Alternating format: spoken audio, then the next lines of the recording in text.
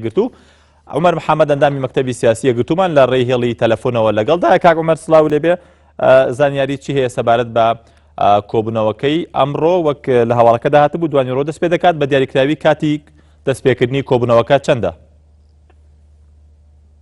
لەو بەڵێ کاک عومەر ئەگەر گوێر لە دەنگی من بێت ئەمڕۆ لە هەولێر سعات 3 پاشنیوەڕۆ دەست پێ دەکات. کێ بەژای دەکات لە کۆبوونەوەکە جیاواز لەو سێ کەسەی کە لیژنەی ئاساییکردنەوەی دۆخی هەرێمن لەلایەن یەکگرتوو جگە لە ئەمینداری گشتی یەکگرتوو هیچ ئەندامێکی مەکتەبی سیاسی تێدایە؟ بەڵێ بەندەش بەشداری کۆبوونەوەکە ئەکات.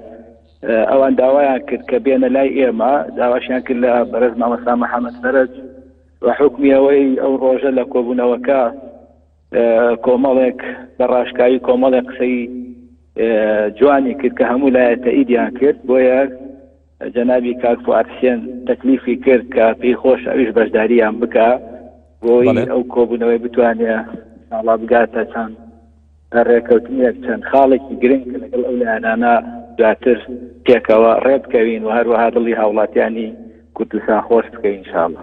بەڵێ هەندێک زانیاری ئاماژە بۆ دەدەن کە ئەمینداری گشتی یەکگرتوو لە لیژنەکەدا دەگۆڕدرێت کەسێکی تر لە شوێنی دادەنرێت، تا چەند ڕاستە ئەمە؟ بەڵێ لە کۆبوونەوەکە باش لەوە کرا کە ئەو سێ لایەنە بن، دواتر جەنابی ئەمینداری گشتی وتی ئێمە دواتر ناوەکە دەنێرین ڕێکەوتین کە بەڕێزیان ناوی منی ناردەبوو، بەڵام دواتر لەبەر ئەوەی کە مامۆستا و کۆمەڵە قسەی جوانی لەوێ کردبوو کاک فواد حوسێن تەکلیفی کرد کە داوا لێەکەینێنە لا ئێوە و ئەبێ بەڕێزشی لەگەڵمانە بەشدار بی و پێچە کاک ڕۆژ نووری شاوێسی لەگەڵ کاک نێچیرەوان و برایەکی کەش لەگەڵ کاک مەلا بەختیار بێنە ناو کۆبوونەوەکە. کەواتە ئەمینداری گشتی لە لیژنەکەدا دەمێنێتەوە؟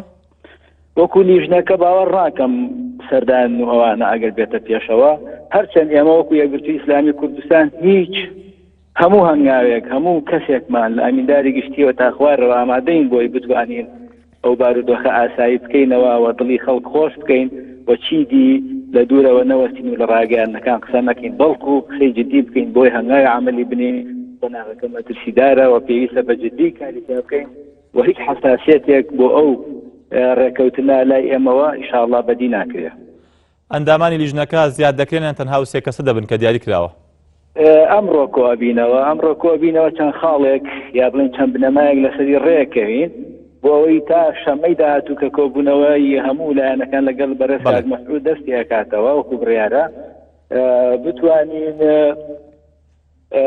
بگەینە چەند ڕێوشوێنێکی گونجاو کە ئەو کۆبوونەوەی هەموومان تایە بەشدار بین. باشە تا ئێستا هیچ بەرچاوڕوونیەکتان نییە کە ئەو خاڵانەی دەتانەوێت لەسەر ڕێک بکەون؟ کۆمەڵێک یەکگرتووی ئیسلامی دەتانەوێت لەسەر ئاماژەی پێکراوە بەس ئێستا بە کۆبوونەوەکە بکرێت ئینجا باسیەکەین.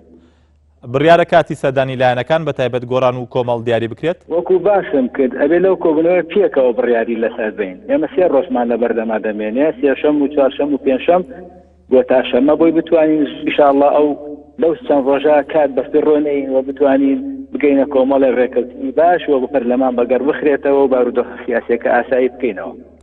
باشە وەک یەکگرتووی ئیسلامی هەستەکەن ئەو ئیرادە سیاسی هەیە وەکو پێشتر زۆر ڕەخنەتان لەوە گرتووە ئەو ئیرادە سیاسی هەیە ئەم لیژنەی کە پێکهێنراوە بۆ ئاساییکردنەوەی دۆخی هەرێم و هاتنانەی وەفدی ئەوروپی و ئەوەی سۆشیال دیموکراتی سویدیش کە هاتنێرە و بارودۆخە سیاسیەکە و بارودۆخەی داراییەکە لەسەر و هەموویەوە وا دەکات کە ناتوانین بێدەنگ بین ئەگەر ئیرادەمان نەبێ یعنی بەڕاستی بارودۆخەکە بەرەو مەترسی ئەڕوا خەڵک تەحملی نەماوە لە بەشێکی ئەم وڵاتە دەوام فەرمانگەکان بە تایبەتی قوتابخانەکان دەوامی تیان ناکرێ، ینی ژیان بەو شێوەیە ناڕوا بێ هەمووان پێشەوە دەستدەینە دەستی یەک و ڕێگە چارە بدۆزینەوە و نەبینە کێشە بۆ میلەتەکە ئادێ میلەتەکە دڵخۆشکەین. بەڕاستی ئێستا ئەبینی لایەنە سیاسیەکان خەریکە ئەبینە کێشە بۆ هاوڵاتیان، خەریکە ئەبینە کێشە بۆ میلەت لە کاتێکا بێ لایەنی سیاسی خزمەتکاری میلەت بێ کاری بۆ ئاسانکە بژەیی بۆ دابین کا خزمەتی بکە.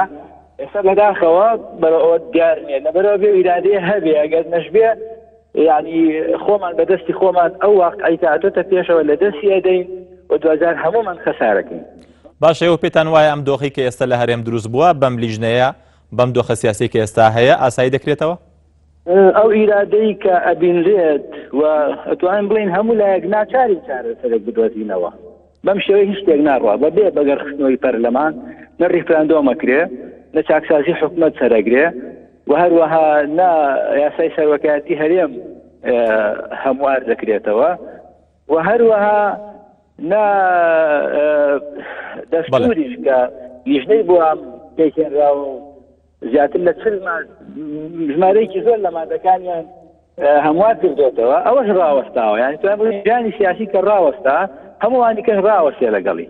بەڵێ عومەر محەممەد ئەندامی مەکتەبی سیاسی یەکگرتوو سوپاس کە لە ڕێگەی هێڵی تەلەفۆنەوە لە شاری سلێمانیەوە لەگەڵمان بووی.